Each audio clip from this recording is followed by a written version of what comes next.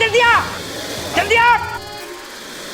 अरे डॉक्टर साहिबा चिंता मत करो, ये नाग न बचेगा आज मेरे हाथ से। समझ में रुकिए, देखिए वो कुछ नहीं कर रहा है, आप शांति से। अरे तू क्या बात कर रही इच्छा? इतना बड़ा नाग अपना फन उठा के खड़ा है, फुंकार मार रहा है और तू कह रही कुछ ना करेगा? इसकी तो मैं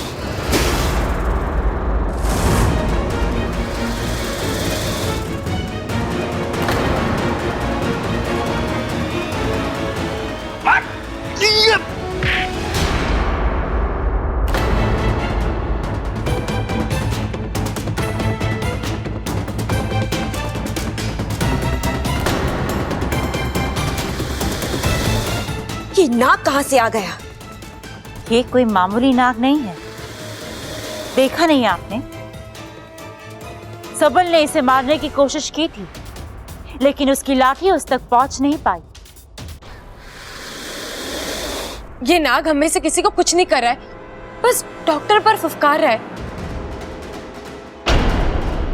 इसका मतलब ये डॉक्टर को मेरे करीब नहीं आने देना चाहता। लेकिन ये ऐसा क्यों चाहता है? थारे इलाज से नाक का क्या लेना देना? पता नहीं दादी, लेकिन फिलहाल इसके अंदाज से लग तो यही रहा है। डॉक्टर अभी आप जाइए, वैसे भी मुझे अब ठीक ठाक लग रहा है। हाँ इच्छा, तू सही कह रही है। जिस तरीके से नाग डॉक्टर पे फुंकार मार रहा है ना, उससे तो लग रहा है ये गुस्सा है डॉक्टर साहब से।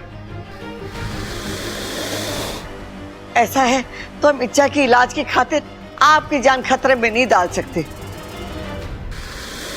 आप अभी जाओ, अगर जरूरत पड़ेगी ना तो हम आपको बुला लेंगे। अरे प्रबल, हाँ जब डॉक्टर नीजू को जरा बाहर तक छोड़ के आ जा। जी पिताजी।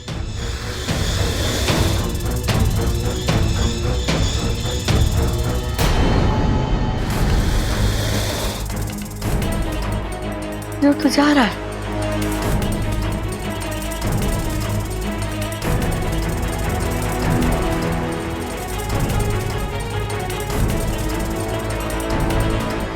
लेकिन ये नाग डॉक्टर को यहाँ से भगाना क्यों चाहता था? डॉक्टर को मेरा इलाज क्यों नहीं करने दे रहा था?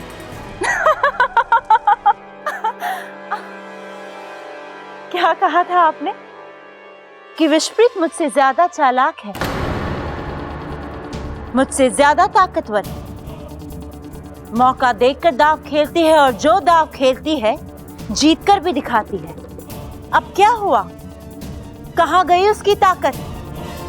एक नाग से घबराकर भाग गई वो। अपनी आंखें खोलो और ध्यान से देखो, वो नाग कोई मामूली नाग नहीं था।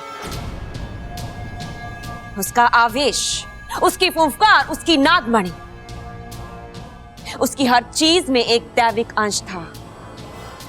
मतलब हम तुम्हें बाद में समझाएंगे। फिलहाल हमें यह पता लगाना है कि वो नाग आखिर था कौन और उसे भेजा किसने था।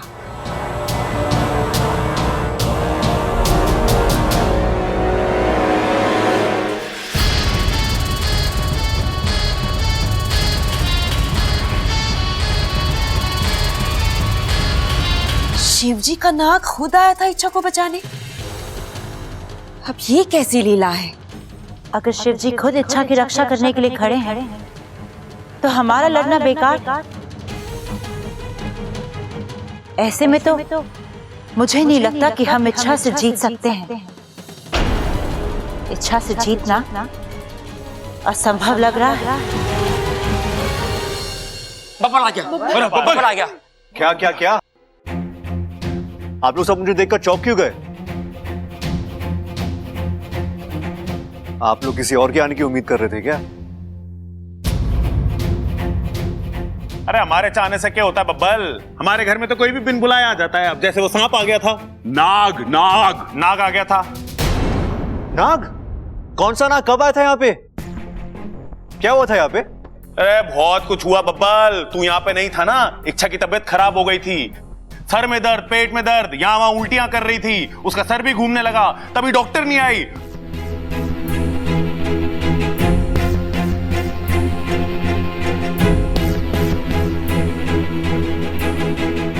इच्छा तुम ठीक तो हो ना?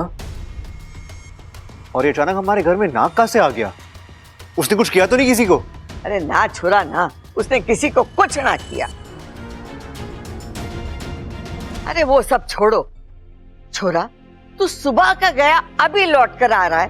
अरे खरीदारी करने में इतना समय लगे है क्या? खातिरदारी? अरे इसकी खातिरदारी करने की क्या जरूरत है? ये तो घर का छोरा है, जो चाहिए अपने हाथ से उठा लेगा।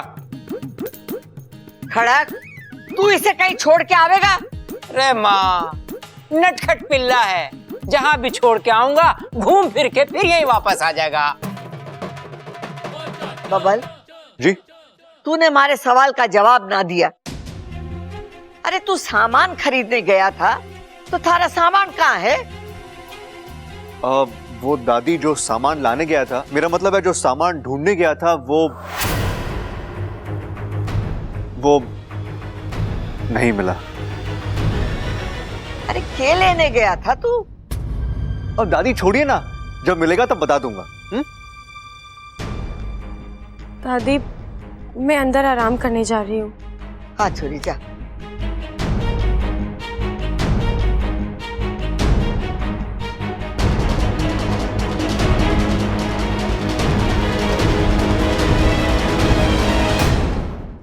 बबल जी के हाथ कुछ नहीं लगा, मतलब मेरे सवाल अभी भी। इच्छा,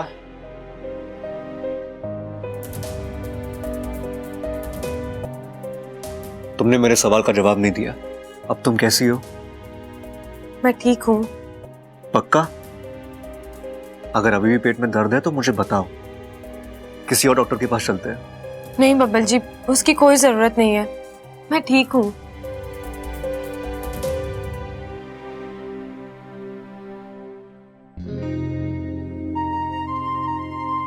अपना ख्याल रखा करो इच्छा। तुम जानती हो ना, जब तुम्हारे साथ कुछ गलत होता है तो तकलीफ मुझे होती है।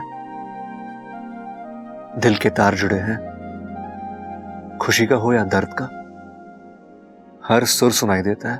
साथिया, साथिया। अच्छा ये बताओ, ये नाक का क्या चक्कर है? मुझे क्या पता, आया होगा कहीं से। अरे ऐसे ही थोड़ी ना आ जाएगा। बबल जी, मैं एक आम लड़की हूँ, कोई अंतर्यामी नहीं हूँ जो नागों की मन की बात जान लूं। अरे वो नाग है, कब कहाँ क्यों जाते हैं मैं कैसे बता सकती हूँ? वो अच्छा, तुम नागों से इतना प्यार करती हो ना, तो मुझे लगा तुम्हारी उनसे बातचीत होती होगी। एक मिनट, अब मुझे पता चला कि वो नाग यहाँ क्यों आया था। जरूर तुमने उसे बुलाया। तुम्हें इंजेक्शन से डर लगता है ना, तो उससे बचने के लिए, है कि नहीं? बबल जी, आप मेरी टांग खींचना बंद करेंगे प्लीज? चलो, बंद किया। अब बताइए, आप जिस काम के लिए गए थे वो हुआ? सुनार का कुछ पता चला? मुलाकात हुई उनसे? और जिन दो लोगों की तस्वीरें थी उस लॉकेट में? नहीं अच्छा, मैं किसी से नहीं मिल पाया। मतलब मैं उस गांव तक गया था, वहां मैंने पूछताछ भी की। अरे ये तो अपना घनश्याम है और उसकी पत्नी सुशीला, इसी गांव के रहने वाले हैं। यहाँ तीसरी गली में उनका घर है। लेकिन यहाँ तो ताला लगा हुआ है। घनश्याम तो जी कल रात ही घर छोड़ के चले गए। अच्छा, मुझे समझ में नहीं आ रहा कि वो लोग रातों रात गांव छोड़कर कहां चले गए और क्यों।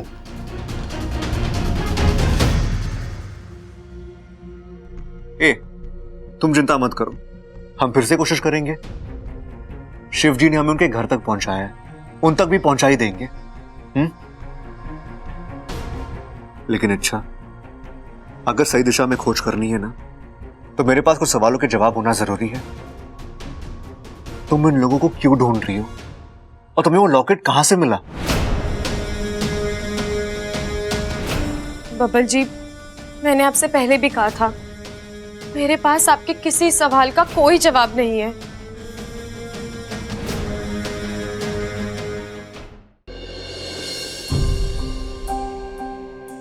दोस्त हूं मैं तुम्हारा। जब से तुम्हें लॉकेट मिला ना, तुम परेशान रहती हो। मैं बस उस परेशानी की वजह जानना चाहता हूं, ताकि मैं उस परेशानी को ही तुमसे दूर कर सकूं। प्लीज अच्छा, बता दो मुझे, नहीं बता सकती। ऐसा नहीं है कि मैं बताना नहीं चाहती, लेकिन कुछ चीजें हमारी अपनी होती हैं बब्बल जी, उन्हें अपने तक सीमित रखना ही अच्छा होता है। इससे ज्यादा आपको कुछ नहीं बता सकती। और आप जो मेरे लिए कर रहे हैं। बस बस बस, अभी थैंक यू बोलने की जरूरत नहीं है। मैं तुम्हारा अपना हूँ इच्छा। सुख में हो या दुख में, मैं हर चीज में तुम्हारे साथ हूँ। और तुम मानो या ना मानो, तार तो हमारे जुड़े।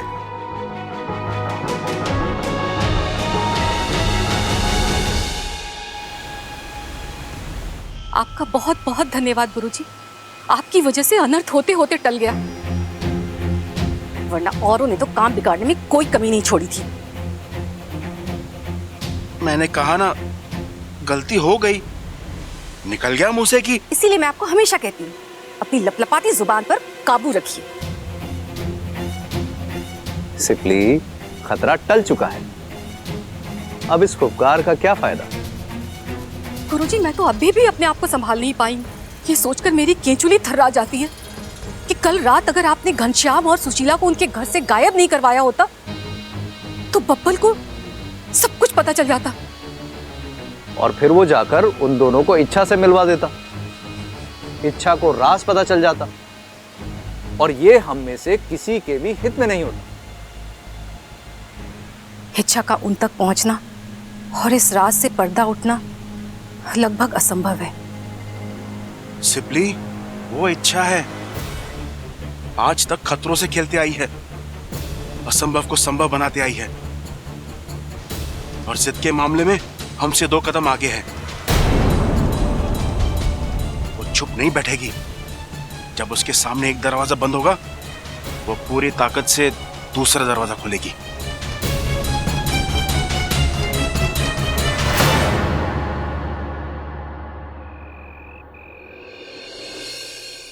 अच्छा सुन, मैंने बब्बल जी से उस गांव का, उन लोगों के घर का पता ले लिया है। अब मैं वहां खुद जाऊंगी। लेकिन बब्बल ने कहा ना वहां कुछ नहीं है। वो लोग गांव छोड़कर जा चुके हैं। अब वो कहां गए हैं और क्यों गए हैं, गांव में किसी को नहीं पता। फिर तुम। बब्बल जी ने घर को बाहर से देखा है बुद्धू, बंद दरवाजे के अंदर क्या है ये तो मैं ही देख सकती हूँ ना। और हो सकता है बब्बल जी की आंखों से कुछ चीजें छूट गई हो जो मुझे दिख जाए। मेरा दिल कह रहा है वाकू, मैं वहां जाऊंगी तो मुझे कोई ना कोई सुराग जरूर मिलेगा। बस एक धागा मिलने की देर है, गुत्थी अपने आप सुलझ जाएगी। लेकिन इच्छा, इसमें एक खतरा है। तुम घर वालों क्या बोलकर जाओगी? चलो माना तुमने कोई बहाना बना भी दिया, लेकिन अगर घर में किसी को शक हो गया तो, अगर किसी ने तुम्हारा पीछा किया तो? तेरी इच्छा जारी है वाकू, घर वालों की इच्छा तो यही होगी, उनके साथ, उनके बीच। नहीं इच्छा, बस अब और नहीं। मैं इच्छा नहीं बन सकता।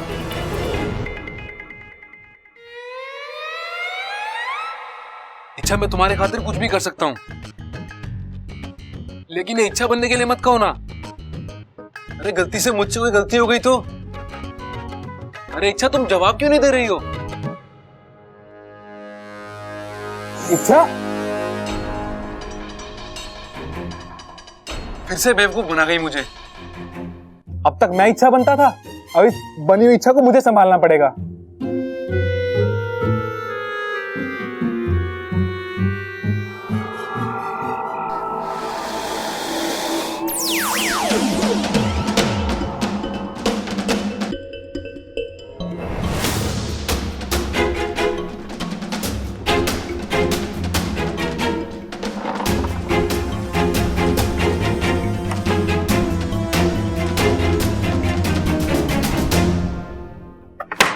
पर भी कुछ नहीं है।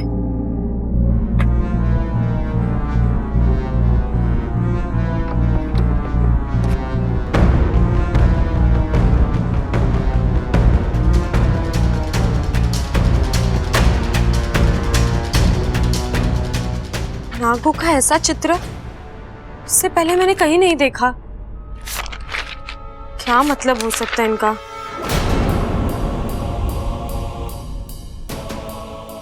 सीधा साधा घर है, कोई आम इंसानी परिवार ही रहता होगा यहाँ।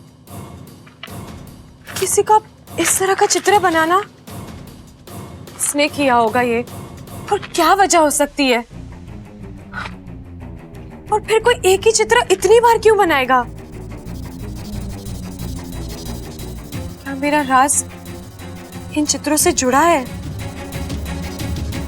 पता करना होगा। महारानी, महारानी, ये कोई बागीचा है जहां बिना इजाजत लिए अपना फन उठाए चली आई? क्षमा कीजिए महारानी, पर बात ही कुछ ऐसी है। उगलो। महारानी, आपकी माताजी की तबीयत बहुत खराब है। वैद्य जी ने कहा है उनके पास कुछ ही पल बचे हैं। वो आखिरी फुफकार भर रही हैं। आप दोनों को जल्द से जल्द बुलाया।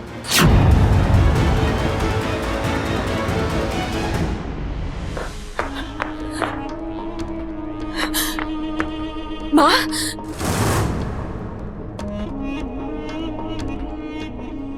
अरे सपोली, आ गई तुम। चलो, तुम्हें फुर्सत तो मिली विशालगढ़ के राजपास। माँ, माँ आप ऐसा क्यों कह रही हैं? हम तो रोज वैद्य जी से आपके बारे में। केचुली के साथ साथ शरीर त्यागने का समय आ गया है सपोली।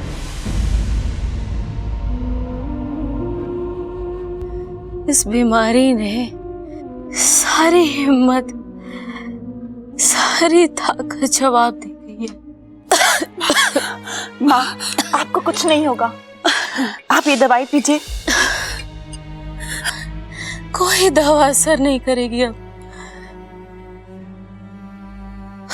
तो इस बीमारी का इलाज मेरी मौत ही है। माँ, आपको बहुत तकलीफ हो रही है ना? आप चुप हो जाइए। आप बस आराम से लेटे रहिए। मेरे पास कितना समय है मैं नहीं जानती, लेकिन जाने से पहले मेरे मन का एक बोझ हल्का कर देना चाहती हूँ। एक राज है जो मैंने सालों से अपने दिल में छुपा रखा था।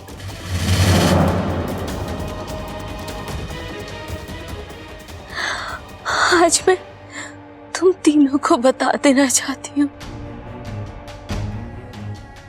कैसा राज माँ? बताइए। हाँ, वो इच्छा। हाँ माँ, बताइए, बताइए क्या इच्छा है आपकी? आपकी जो भी इच्छा होगी हम जरूर पूरी करेंगे। माँ, बताइए क्या इच्छा है आपकी? बताइए। हाँ, नहीं, वो इच्छा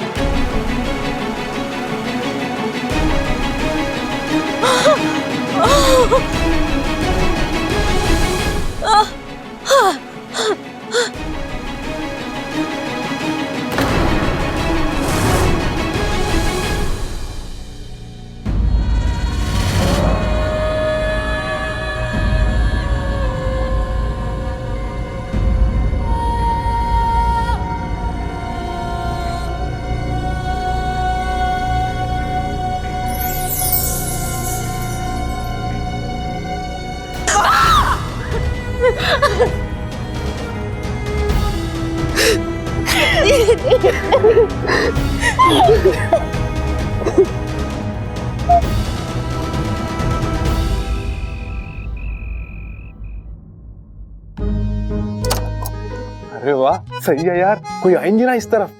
सही है, जब तक इच्छा नहीं आती तब तक उससे मिलने कोई आओ ही मत। तुम क्यों हंस रही हो? हाँ पता, ऐसा कुछ नहीं होगा। अरे लेकिन मैं प्रार्थना तो कर ही सकता हूँ ना।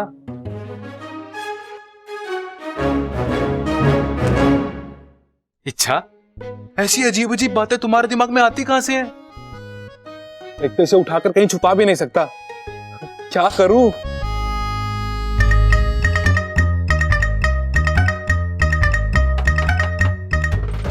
इच्छा, दरवाजा खोलो, मुझे तुमसे बात करनी है। अरे इच्छा होगी तो दरवाजा खोलेगी ना। यहाँ मैं हूँ बाकी। इच्छा, दरवाजा खोलो ना। अरे नहीं खोल सकता बबल। यहाँ तुम अंदर आ जाओगे, एक पल में पहचान जाओगे कि इच्छा नहीं कुछ छलावा है। उसके बाद जो होगा है ना गोमीते, आपको जरा सी भी दया नहीं आती मुझ पर? ये इच्छा दरवाजा क्यों नहीं खोल रही है? लगता है इसकी तबीयत फिर से खराब हो गई है। देखो इच्छा, दरवाजा खोलो वरना मैं दरवाजा तोड़ दूंगा। ये बबल भी ना इच्छा की तरह पूरा जिद्दी है। जब तक दरवाजा खुलेगा नहीं ये मानेगा नहीं।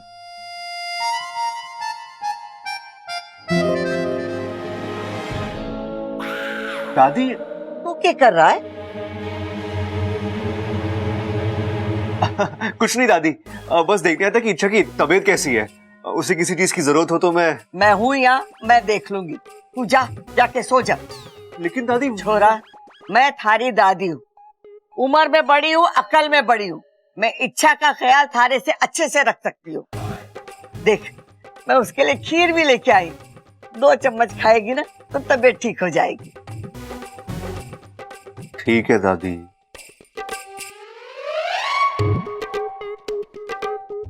गुड नाइट इच्छा। गुड नाइट इच्छा का सगा, जा यहाँ से जा।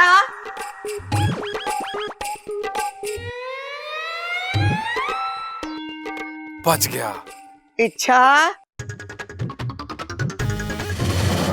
है ना गोमीदेव?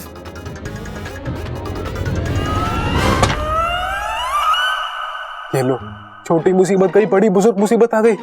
अब क्या करूं? इच्छा, इच्छा खड़ा, तू यहाँ? तू खीर लेकर कब आया? वो मैं अभी अभी आया माँ। मैं छोरी की तबीयत देखने आई थी। हाँ तो देखना, आजा। हाँ हाँ, ये बैठ। इच्छा कैसी है? मैं ठीक है। वो देख कैसे टकाटक मुस्कुरा रही है एकदम है। माँ, इस छोरी ने हर बार हमारे लिए कितना कुछ किया है, तो मैंने सोचा इसकी तबीयत खराब है तो इसकी थोड़ी सेवा कर ली जाए। बिल्कुल सही सोचा, मैं भी इसीलिए यहाँ आई हूँ।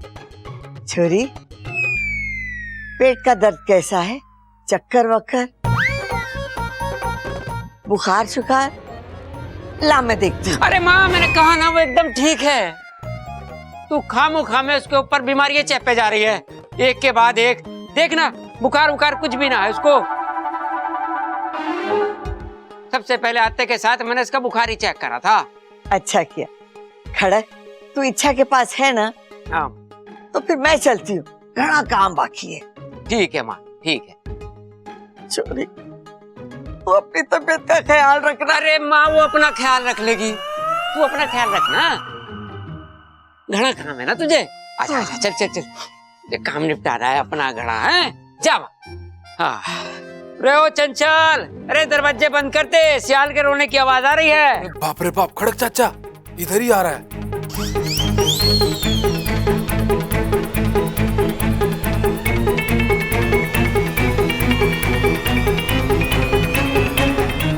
रहो बब्बर। अरे भाई, तू क्या कर रहा है यहाँ? पिताजी, वो ममता भाभी ने कहा कि इच्छा ने सुबह से कुछ नहीं खाया, तो मैं बस थोड़ी सी खीर खिलाने आ गया था। अरे ओ भाई, वो इतनी बीमार भी ना कि तुझे अपने हाथों से खाना खिलाना पड़े। कटोरा उसको दे दे, वो अपने आप खा लेगी, और तू जा। जी पिताजी। रे जिज्जी, क्या कर रहा है? जा जा। अरे ओ छोरे सुन, अगर यो कटोरा लेके तू चला जाएगा तो ये बेचारी क्या खागी? जा जा, कटोरा तो दे दे। हाँ जा जा।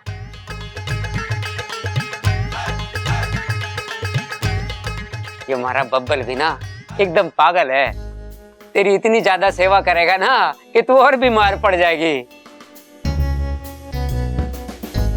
मुझे तेरी बहुत चिंता हो रही थी छोरी, इसलिए मैं तुझे देखने चला आया। तू हमारे लिए बहुत खास है बेटी। तू देख रही है ना, अगर तुझे जरा सा कुछ हो जावे ना तो हमारा पूरा घर हिल जावे। हे ना गोमीदेव, ये चाचा जी कहीं इच्छा को छू ना ले। तू अपना ख्याल रखा कर बेटी। है?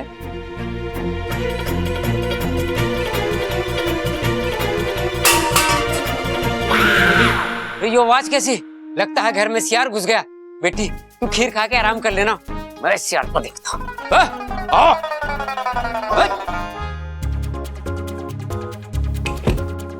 अरे कब तक यूं भूत बनकर बैठोगी? कुछ बोलो बोलो बोलो, अरे बोलो ना।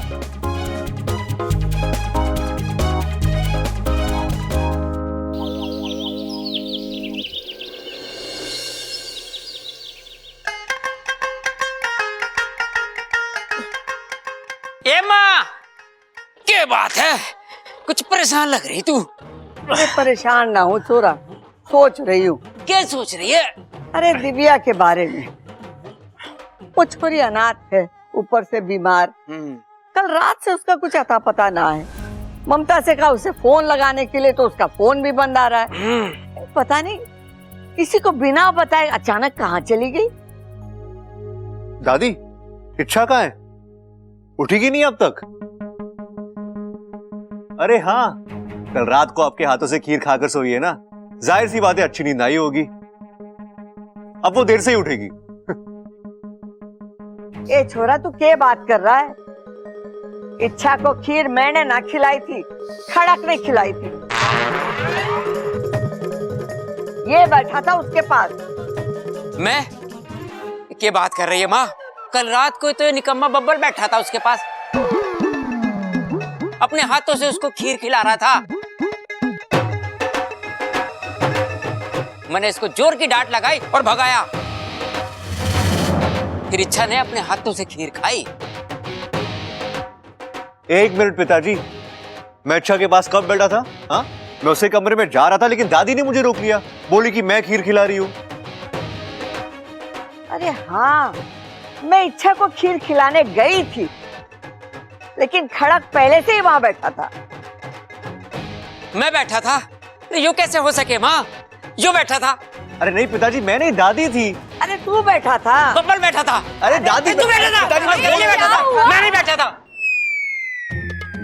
खीर जैसी छोटी सी बात को लेकर इतना बड़ा हंगामा? अच्छा हुआ छोरी तू आ गई। तू बता, कल रात को तुझे खीर किसने खिलाई थी? मैंने, खड़क ने या बबल ने?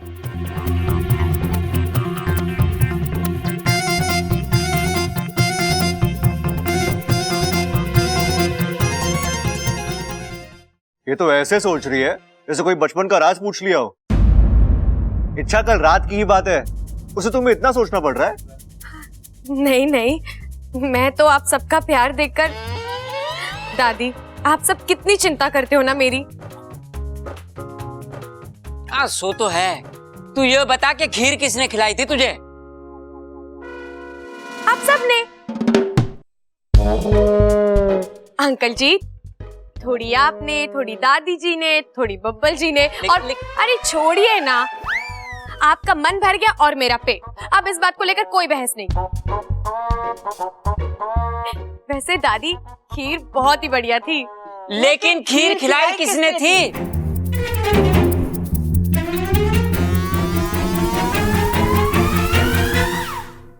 अब ठीक है? हाँ, लेकिन अभी दोबारा मत करना। अच्छा बाबा, गलती हो गई, माफी मांगू? देख, मैं जानती हूँ मेरा माफी मांगना तुझे अच्छा नहीं लगता, तो एक काम करती हूँ, आज मैं तेरे लिए 6 ग्लास मलाई वाला दूध लेकर आती हूँ, ठीक है? 6 ग्लास मलाई वाला दूध? ये हुई ना अच्छे नागों वाली बात। अच्छा, जिस काम के लिए तुम गई थी उसका क्या हुआ? एक सुराग मिला है वाकू। कैसा सुराग? कौन सा सुराग?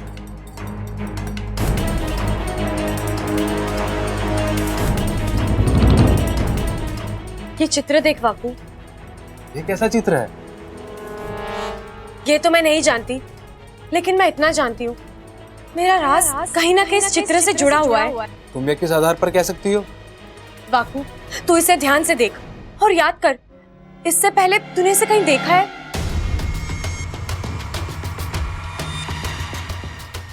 नहीं देखा है। वाकू, अपने फन पर जोर डाल, याद कर।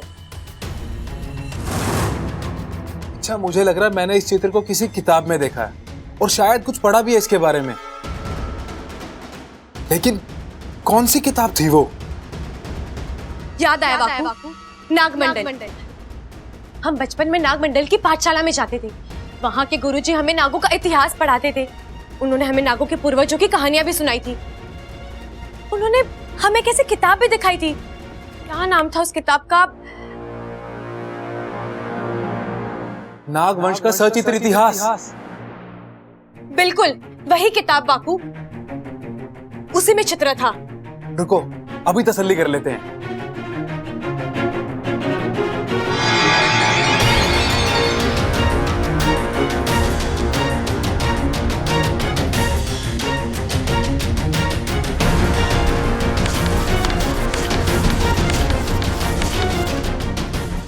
रुक बापू, रुक। विशैलगढ़ की महारानी?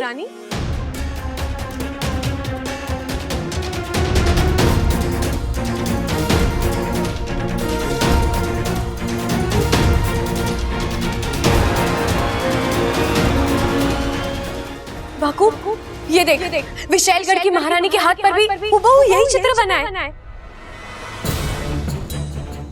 लेकिन ये कैसे हो सकता है? यहाँ के एक छोटे से गांव में रहने वाले एक आम परिवार का विशैलगढ़ की महारानी के साथ क्या संबंध हो सकता है?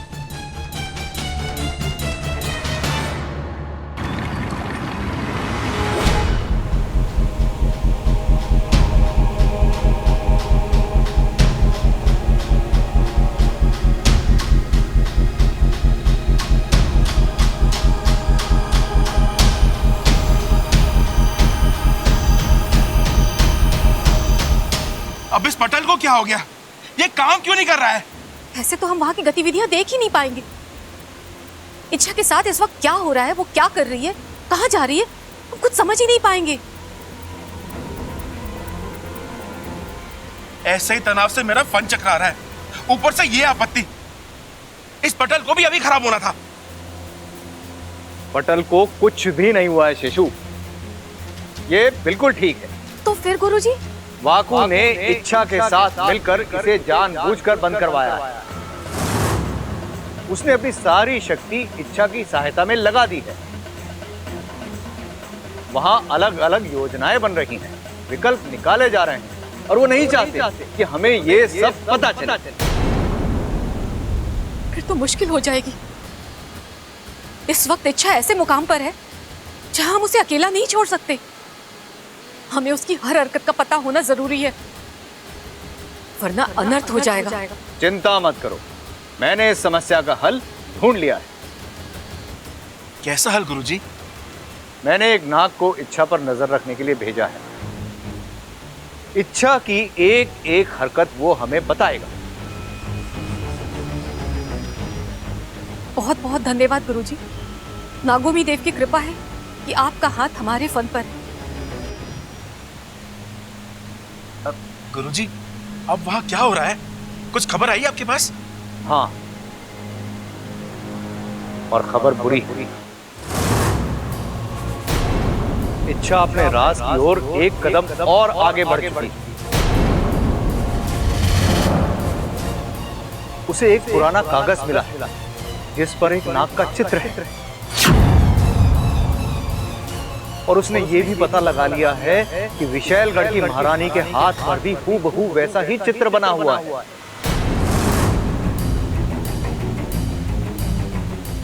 अब हम सब इच्छा की होशियारी तो जानते ही हैं। एक पल में पूंछ से फन तक का सफर तय कर लेती है। अब तक तो वो समझ गई होगी कि उसका राज विशैलगढ़ से भी जुड़ा हुआ है। अब वो इसी चित्र के सहारे आगे का रास्ता तय करेगी। नहीं गुरुजी, उसे रोकना होगा। ये राज अगर खुल गया तो कहर मच जाएगा। जानता हूं, पर उसे कैसे रोकें? अब तक तो वो विशैलगढ़ जाने की तैयारी कर चुकी होगी। जो भी हो, मैं उसे विशैलगढ़ नहीं जाने दूंगी। मैं अभी जाकर रोकती हूँ उसे। बस बहुत हो गई उसकी मनमानी, अब और नहीं। उसकी जिद के आगे हम नागिस्तान का भविष्य उद्ध्वस्त नहीं होने देंगे।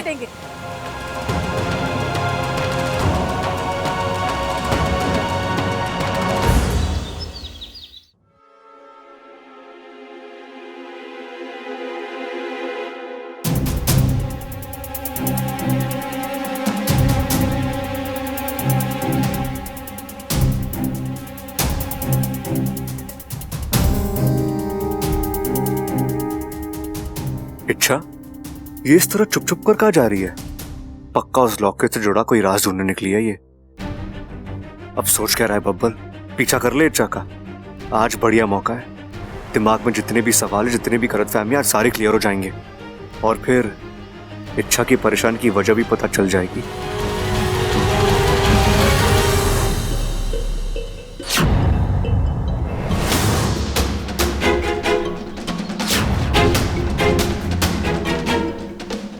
गुरुजी सही कह रहे थे, इच्छा विशालगढ़ की ओर ही जा रही है।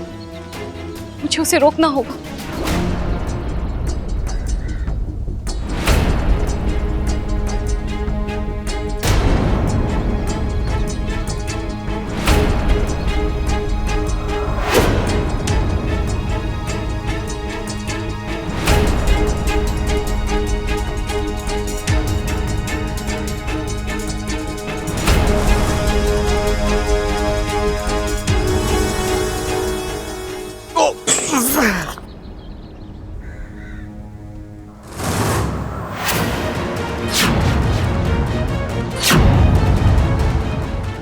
अरे ये इच्छा कहाँ गई?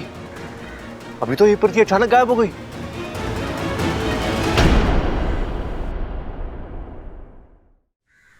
इच्छा, इच्छा कहाँ जा रही है? वही सच्चाई जानने जो आप मुझसे छुपा रही हैं। इच्छा, हम तुम्हारे दुश्मन नहीं हैं। अगर हम तुमसे कुछ छुपा रहे हैं तो वो तुम्हारे भले के लिए होगा ना? क्या तुम अपने माता पिता पर इतना भी भरोसा नहीं करती हो? सवाल भरोसे का नहीं है माँ, सवाल मेरे अस्तित्व का है, मेरे वजूद, मेरी पहचान का है। अगर मेरी पहचान के साथ कोई राज जुड़ा है तो उसे जानने का पूरा अधिकार है मुझे। मेरी तो ये समझ में नहीं आ रहा कि आपको और पिताजी को अचानक हो क्या गया है। माँ, आप तो कभी कुछ नहीं छुपाती थी ना मुझसे, और आज ही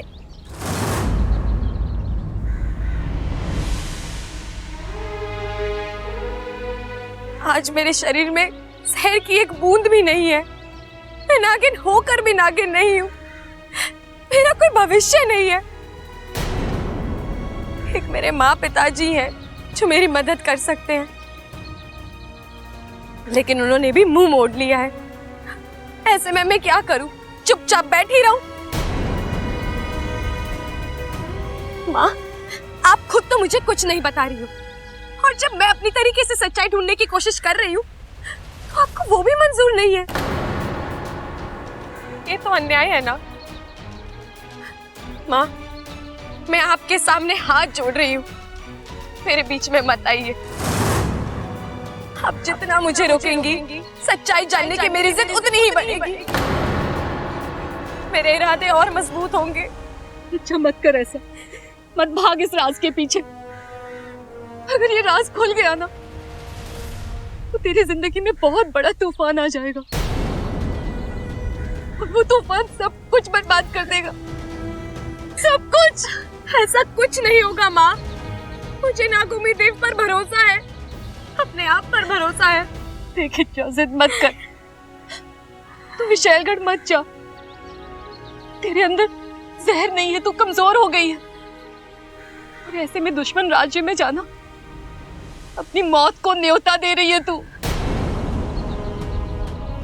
जानती हूँ माँ, लेकिन ऐसी जिंदगी भी किस काम की जो मेरी पहचान पर ही सवाल उठा रही हो, जो मुझे मेरे माँ पिताजी से अलग कर रही हो। मुझे अपनी चिंता नहीं है माँ, मेरे साथ जो होना है हो जाए, लेकिन मैं अपने रास्ते तक पहुँच कर ही रहूंगी। और हाँ, जब तक मैं अपनी सच्चाई पूरी तरह से जान नहीं जाती, मैं मरूंगी नहीं।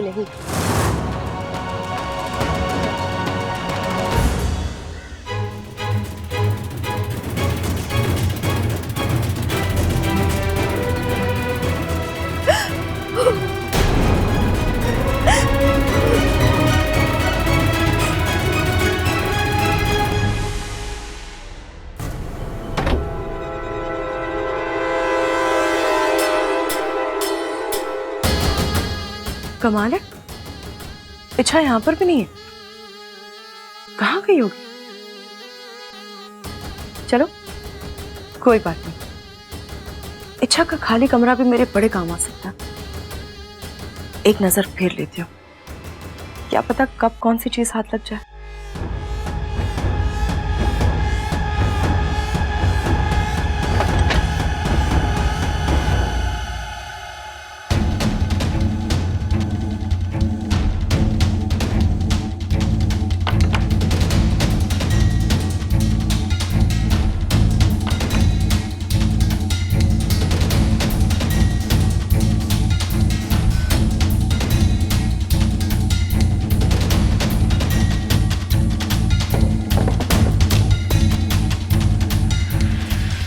मामूली इच्छा और उसकी मामूली चीजें। एक काम करती हूँ, बुढ़िया को पूछूंगी, उसको तो जरूर पता होगा।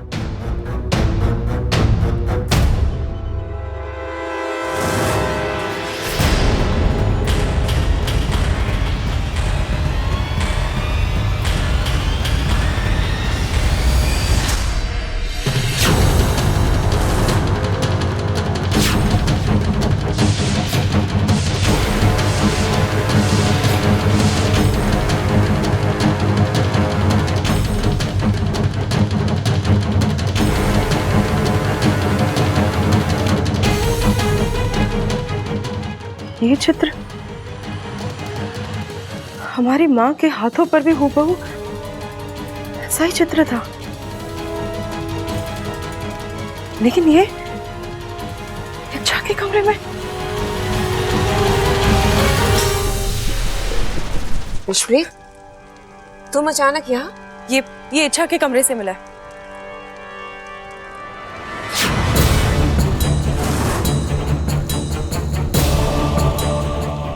ऐसा चित्र तो हमारे माँ के हाथ पे था, लेकिन ये इच्छा के पास कैसे आया? एक राज है, आज मैं तुम तीनों को बता देना चाहती हूँ। कैसा राज माँ? वो इच्छा, वो इच्छा। तुम्हें याद है विश्वप्रीत,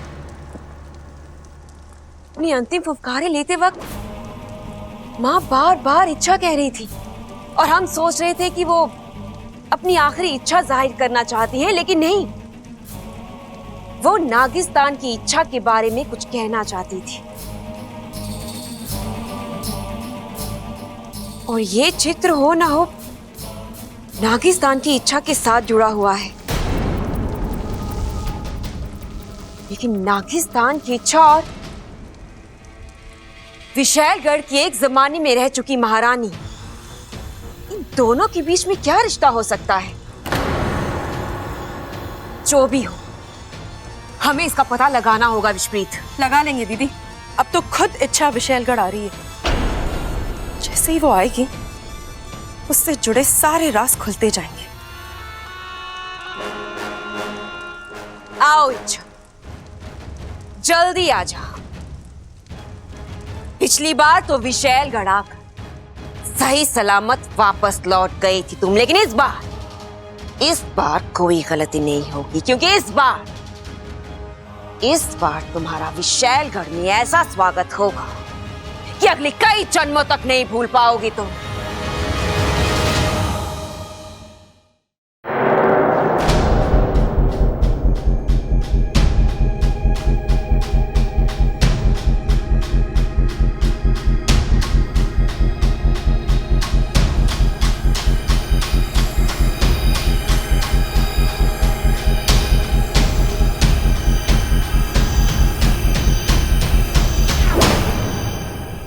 इतना सन्नाटा, पिछली बार जब मैं यहाँ आई थी तब तो कुछ और ही माहौल था, और आज मुख्य द्वार पर एक पहरेदार तक नहीं है। यकीनन ये चाल है।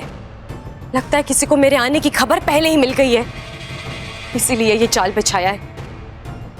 जो भी हो, तुझे अपने राज तक पहुंचना ही है। तेरे शरीर में जहर भले ही ना हो, लेकिन तेरे फन का हौसला अब जहर का काम करेगा।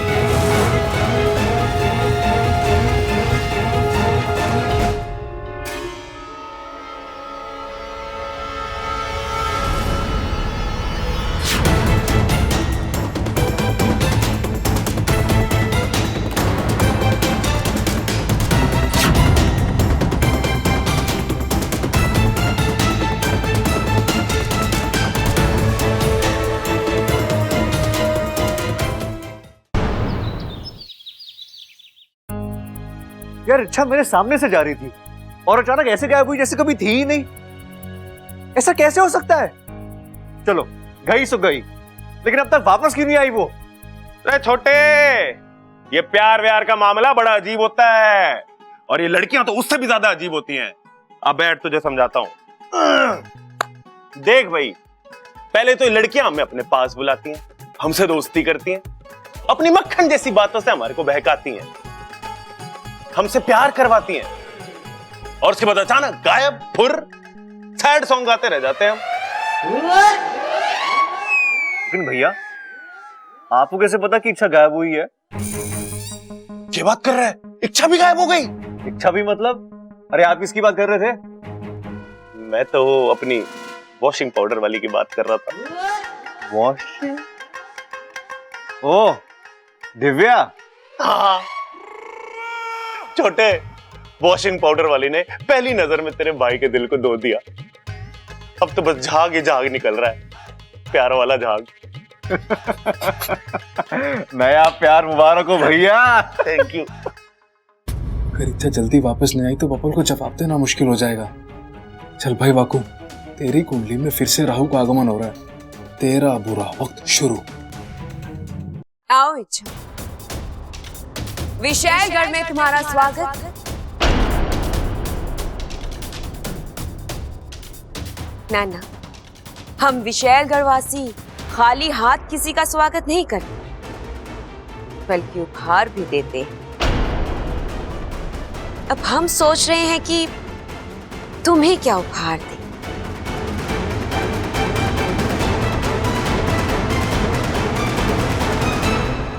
मौत?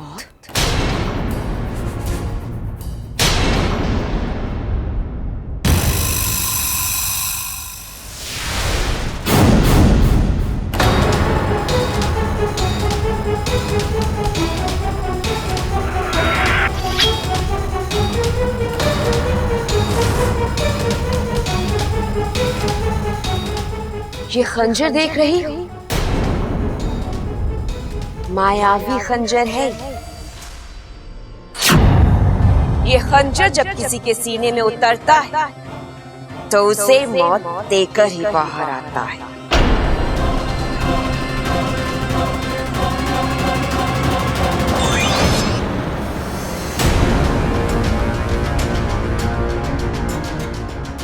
छल?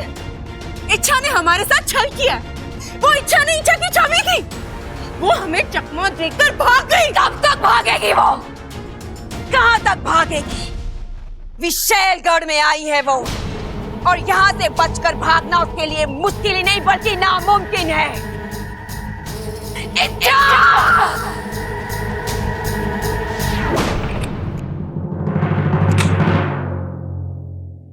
हे नागोमी देव, धन्यवाद। अच्छा हुआ किसी ने मुझे आते हुए देखा नहीं। तुम कहाँ गई थी? मैंने कहा ना, मैं बाजार में। झूठ पे झूठ, झूठ पे झूठ बोले जा रही हो तुम। क्या हो गया तुम्हें? तुम तो ऐसी नहीं थी। बबल जी, मैं अच्छा, मुझे कुछ नहीं सुनना। तुम बस मुझे इतना बताओ कि तुम अचानक रास्ते से कहाँ गायब हो गई, कैसे गायब हो गई? पहले आप बताइए, आप मेरा पीछा क्यों कर रहे थे? क्यों मतलब? मुझे लगा तुम उस लॉकेट से जुड़ा कोई सर ढूंढने निकली हो।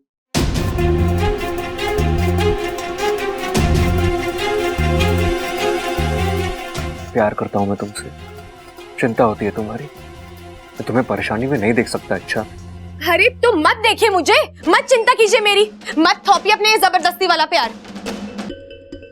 जबरदस्ती वाला प्यार?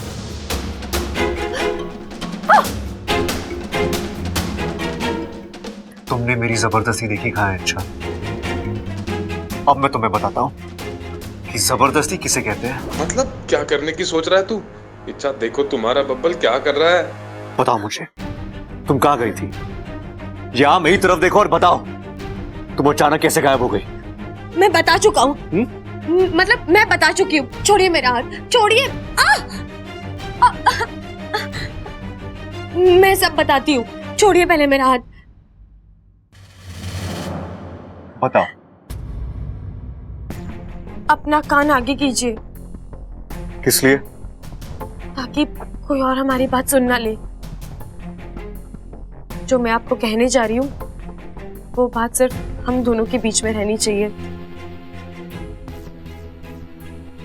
अच्छा मौका है, कान को डस लेता हूँ। आज तक इसने मुझे जितना तंग किया है, सब हिसाब बराबर हो जाएगा। तुम इच्छा का प्यार ना होते तो आज मेरा शिकार जरूर होता। इच्छा,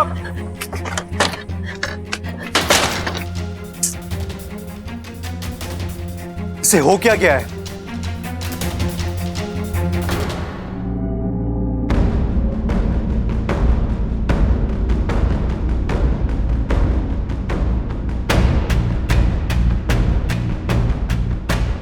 इतना बड़ा पुस्तकालय, यहाँ तो लाखों किताबें होंगी। इसमें जो मुझे चाहिए वो ढूंढने में तो सालों लग जाएंगे।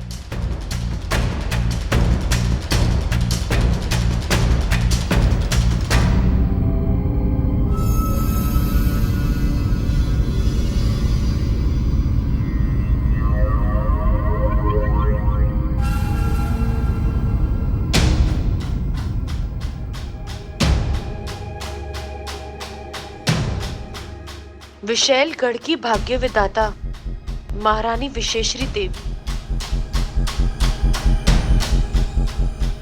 शायद इसमें महारानी की जीवन गाथा होगी, लेकिन उस चित्रा का महारानी के साथ क्या रिश्ता हो सकता है? हो ना हो, इस किताब में मुझे जरूर कुछ मिलेगा।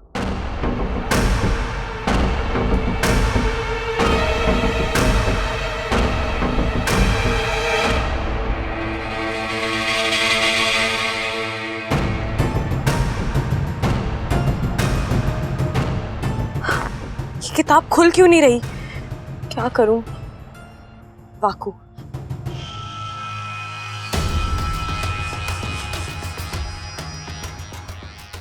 अच्छा किताब मिली तुम्हें? वाकू, किताब तो मुझे मिल गई है, लेकिन वो खुल नहीं रही है। अच्छा, उस किताब को तुम ही खोल सकते हो क्योंकि तुम दिव्य नक्षत्र में पैदा हुई हो। नागौमी देव का स्मरण करो और उस किताब पर बने चक्र को घुमाओ। वो किताब खुद ब खुद खुल जाएगी। ठीक है वाकू।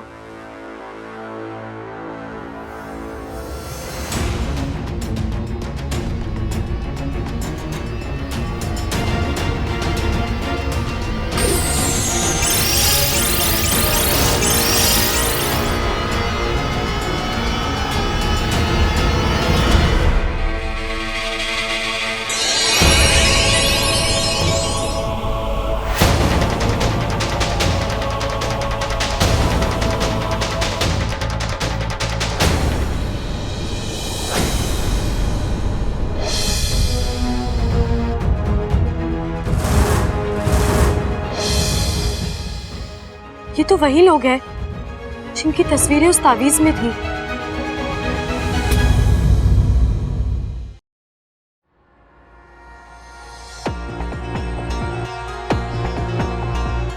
ये कहानी है विशैलगढ़ की महारानी विशेश्वरी की। विशेश्वरी सृष्टि की सबसे शक्तिशाली नागिन बनना चाहती थी। पूरी सृष्टि में ऐसा कोई ना हो जो उसका मुकाबला कर सके, लेकिन इतिहास साक्षी है, जब जब किसी ने सर्वशक्तिमान बनने की कोशिश की है, ईश्वर ने उससे बड़ी शक्ति को जन्म दिया है। विशेश्वरी के साथ भी यही हुआ। विशेश्वरी अपने लक्ष्य की ओर बढ़ रही थी कि एक खबर आई। इंसानी बस्ती में रहने वाले एक दंपति के घर एक बच्ची जन्म लेने वाली है। वो भी ऐसे दिव्य नक्षत्र में जो हजारों सालों में एक ही बार आता है। इस नक्षत्र के प्रभाव से वो बच्ची सृष्टि की सबसे शक्तिशाली, सबसे भाग्यशाली बच्ची बनेगी, जिसकी सबसे बड़ी ताकत होगी उसकी अच्छाई। एक इंसानी बच्ची नागों से ज्यादा शक्तिशाली होने वाली है। ये बात विशेश्वरी को राज नहीं आई। उसने विधाता की इस रचना को बदलने के लिए एक योजना बनाई। जैसा कि ईश्वर का विधान था, दिव्या नक्षत्र में उस बच्ची का जन्म हुआ और अगले ही अमावस की रात महारानी विशेश्वरी उस बच्ची का अपहरण करने पहुंची।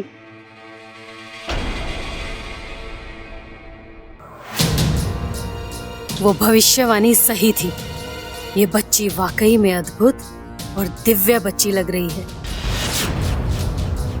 कि पैदा भले ही इंसानी बस्ती में हुई हो, लेकिन पलेगी बढ़ेगी विशैलगढ़ में एक नागिन बनके।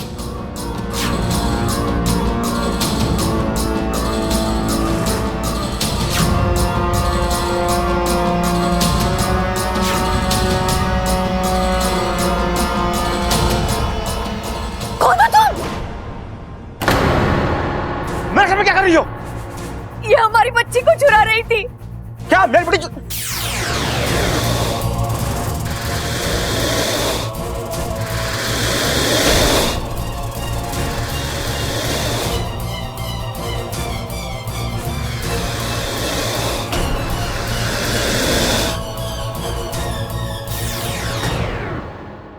और महारानी विशेश्वरी उस बच्ची को विशैलगढ़ ले आई।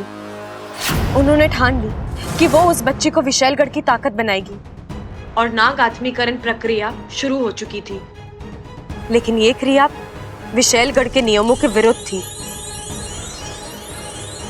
नागों के एक झुंड ने इस पर आपत्ति जताई। वो महारानी का विरोध करने पहुंचे। रुक जाइए महारानी जी, क्या कर रही हैं आप? ऐसा अनर्थ मत कीजिए। विशेश्वरी का जहर और विशेश्वरी का फैसला आज तक ना कोई काट पाया है ना कोई काट पाएगा। ये लड़की विशैलगढ़ में ही रहेगी और नागिन बनेगी। नमो दैव्य नाग दैव्य तक्षकाय तदंत नमः प्रणतः समताम। नमो दैव्य नाग दैव्य तक्षकाय तदंत नमो दैव्य नाग दैव्य तक्षकाय तदंत।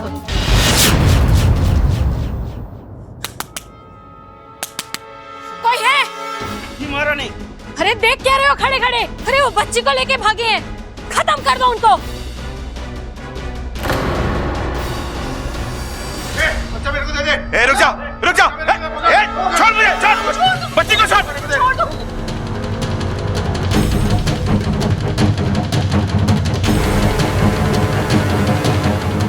बच्ची को छोड़। छोड़ो इनको। छोड़ो बच्ची को।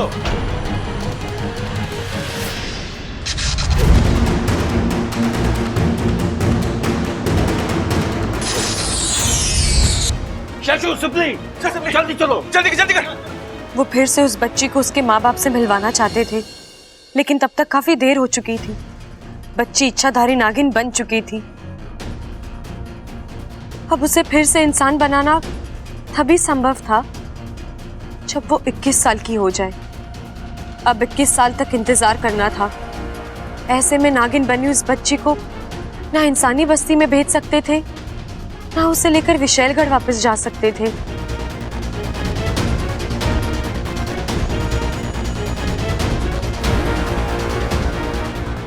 आखिर उन नागों ने अपनी एक नई दुनिया बसाई, नागिस्तान। तभी से नागिस्तान और विशैलगढ़ की दुश्मनी चलती आ रही है। विशैलगढ़ वासियों को आज तक पता नहीं है कि नागिस्तान आखिर है कहाँ।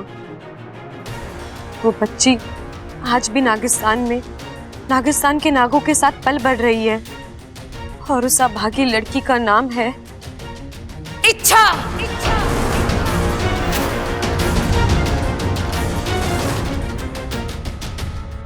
आखिर ऐसा क्या है इस किताब जो अपनी जान जोखिम में डालकर यहाँ तक चली आई?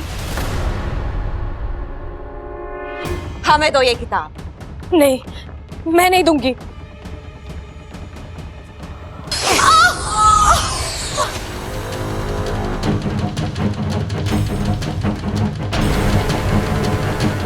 जल्दी से पढ़ो विचप्रीत, ऐसा है क्या इस किताब में? देखो, मैं यहाँ तुमसे लड़ने नहीं आई हूँ। मुझे बस ये किताब वापस दे दो। मुझे इस किताब का आखिरी पन्ना पढ़ना है, फिर मैं खुद यहाँ से चली जाऊंगी। यहाँ ना गाते तो अपनी मर्जी से, लेकिन जाते हमारी मर्जी से। तुम यहाँ से जिंदा वापस कभी नहीं जा पाओगी इच्छा। तुम यहाँ से जाओगी तो सिर्फ पाताल में।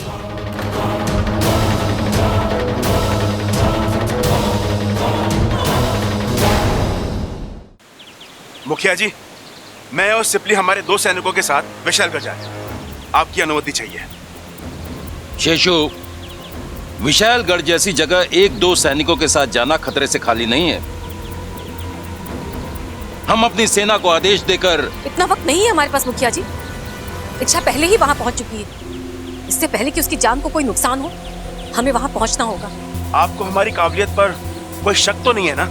कतई नहीं, बल्कि तुम जैसे जाबाज नाग ही नागिस्तान की असली ताकत हैं। अब वक्त आ गया है कि हम विशालगढ़ को अपनी ताकत का परिचय दें। हम भी चलेंगे तुम्हारे साथ। चलो फिर विशालगढ़ की ओर बढ़ें। जय नागोमी देव! जय नागोमी देव!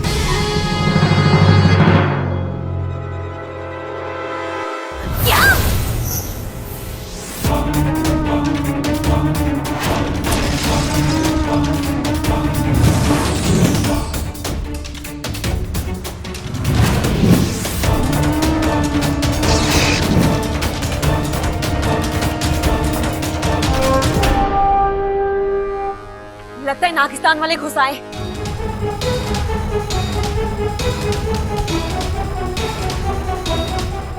इच्छा किताब छोड़ो।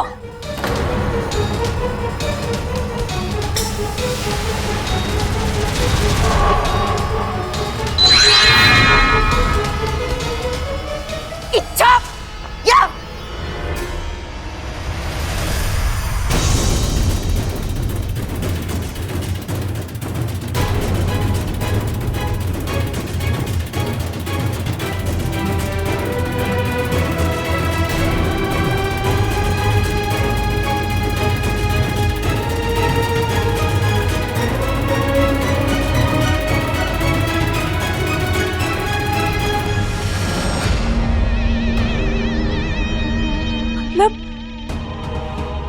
मतलब वो बच्ची, वो मैं ही हूं। सही पहचाना तूने इच्छा।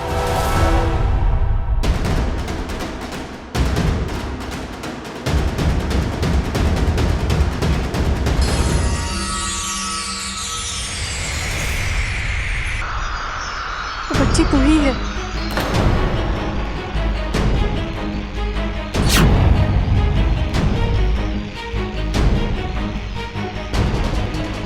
महारानी विशेश्वरी ने खुद इस राज को इस किताब में बंद कर रखा था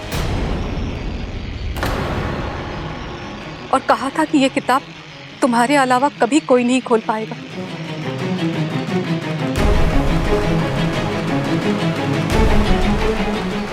हम सब ने सोचा कि राज इस किताब में तब कर खत्म हो जाएगा, पर आज आपने मुझे इस बारे में कभी कुछ नहीं बताया। मैंने इस किताब में पढ़ा है, इच्छा ही वो बच्ची है जिसकी वजह से विशालगढ़ के 2 हिस्से हुए थे। इसी की वजह से नागिस्तान बना था और इसी की वजह से विशालगढ़ की दहशत कम हो गई थी।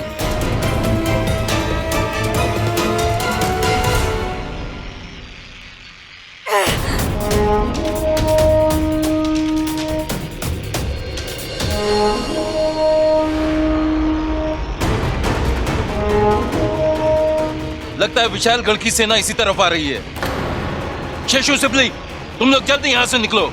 हम लोग इन्हें रोक के रखते हैं। इच्छा, चल। गुरुजी, अब हमें भी यहां से निकलना चाहिए।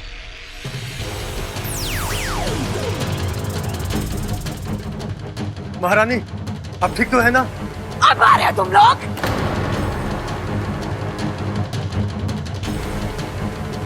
अच्छा, अब हम तुम्हें नहीं छोड़ेंगे, नहीं छोड़ेंगे हम तुम्हें।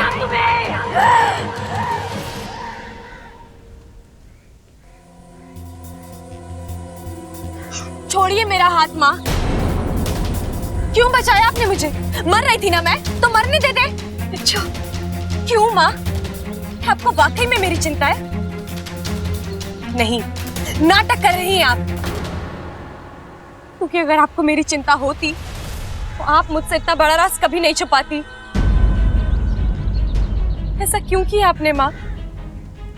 क्यों मुझे नहीं बताया कि मुझे जन्म देने वाले आप नहीं कोई और है, जो इंसानी बस्ती में जिंदा है, जो अपनी बच्ची के लिए तड़प रहे हैं। इच्छा, तूने वो किताब पूरी पढ़ ली है ना? हाँ। और फिर भी तू हमसे ये सवाल कर रही है? चल मान ले हम तुझे सच बता भी देते तो क्या हो जाता? क्या तू उनके पास वापस जा सकती थी? उनसे मिल सकती थी? नहीं, 21 साल तरसती रहती उनसे मिलने के लिए। हम बस यही तो नहीं चाहते थे, इसलिए हमने तुझे अपनी बेटी माना।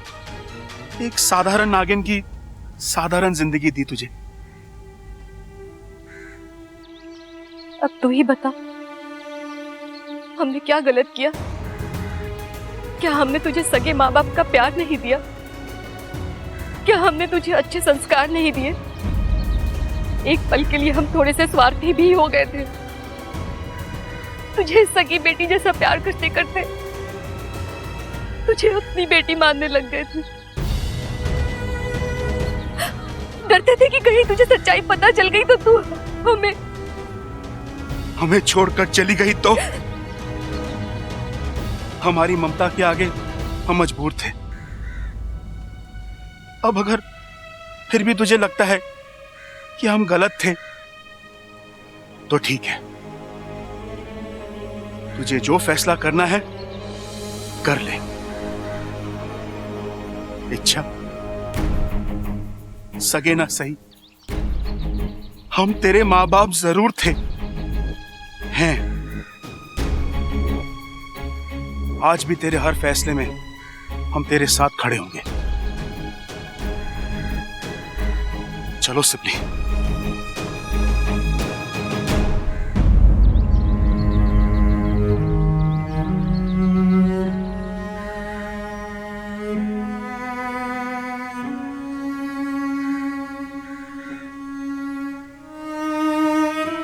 रुक जाइए।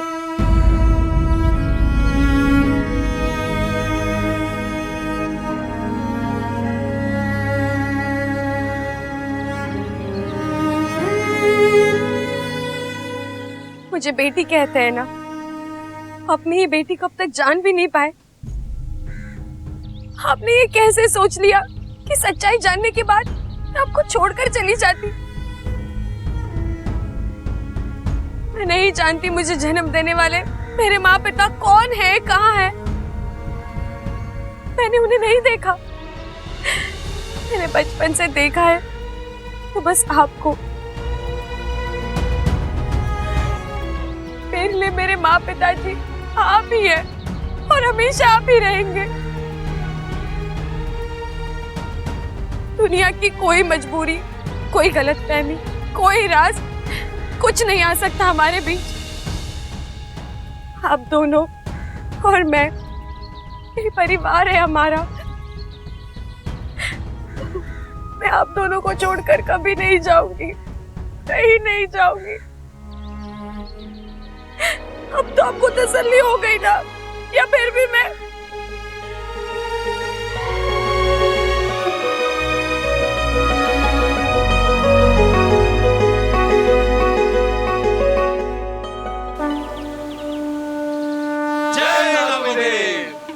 आज का दिन नागिस्तान के लिए किसी त्योहार से कम नहीं है।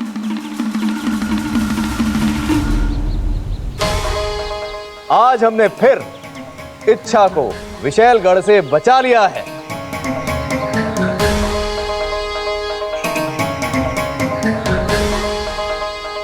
एक बात का हमें ख्याल रखना है, विशैलगढ़ इस हार को कभी नहीं भूलेगा।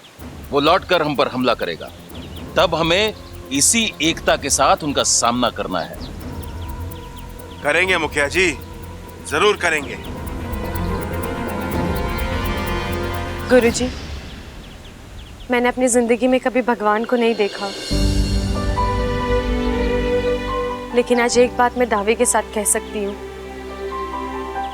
वो आप सबसे अलग नहीं होंगे। मेरे लिए इतना कुछ किया है आप लोगों ने, इतने सारे एहसान। एहसान नहीं सपोली, फर्ज। या जिम्मेदारी कह लो, जो कि अब पूरी हो चुकी है। अब तुम पूरे 21 साल की हो गई हो। आज से 21 साल पहले तुम्हें जबरदस्ती इंसान से इच्छाधारी नागिन बना दिया गया था। तुमसे इंसानों की तरह जीने के अधिकार छीन लिए गए थे। आज वो अधिकार मैं तुम्हें वापस कर सकता हूं।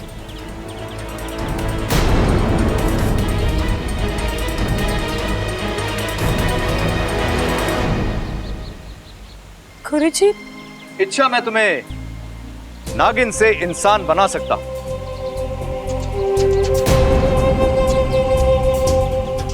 बस एक छोटी सी विधि और तुम 100% इंसान बन जाओगी। फिर इंसानी बस्ती में तुम्हारा घर होगा, इंसानी खुशियां होंगी, सुख दुख होंगे। तुम एक खुशहाल जिंदगी जी सकती हो, अपने प्यार के साथ, अपने बबल के साथ।